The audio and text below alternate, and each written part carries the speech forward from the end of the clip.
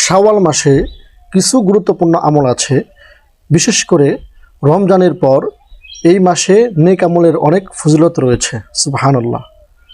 1. শাওয়ালের 6টি রোজা রাখা। এটি সবচেয়ে গুরুত্বপূর্ণ সুন্নত আমল।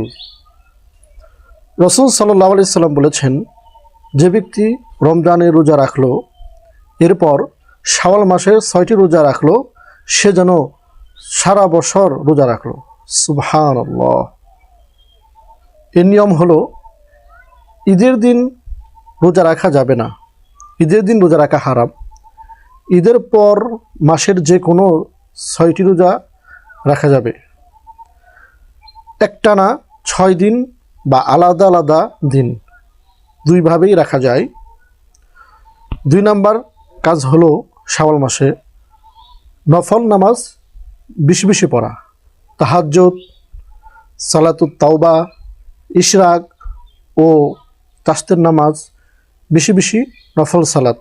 রমজানের যে ইবাদতের অভ্যাস হয়েছে তা শাওয়ালেও চালিয়ে যাওয়া উত্তম। সুবহানাল্লাহ। শাওয়াল মাসে 3 নাম্বার আমল হলো কোরআন তেলাওয়াত প্রতিদিন করা, কিছু সময় কোরআন পড়া ও অর্থ বোঝার চেষ্টা করা। 4 নাম্বার আমল হলো শাওয়াল মাসের জিকির ও দুরূদ।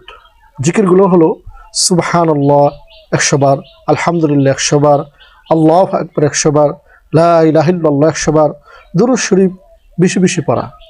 5 নাম্বার আমল হলো দোয়া ও ইস্তেগফার। রমজানের পরেও আল্লাহর কাছে মাগফিরাত চাওয়া খুব গুরুত্বপূর্ণ। যেমন আস্তাগফিরুল্লাহ রাব্বি মিন কুল্লি যামবি ওয়া আতুবু ইলাইহি, বেশি বেশি পড়া।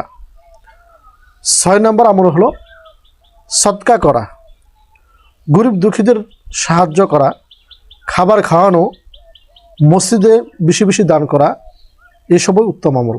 আল্লাহ পাক আমাদের সকলকেই এই শাওয়াল মাসের 6টি আমল বেশি বেশি করা তৌফিক দান করুন, আমিন।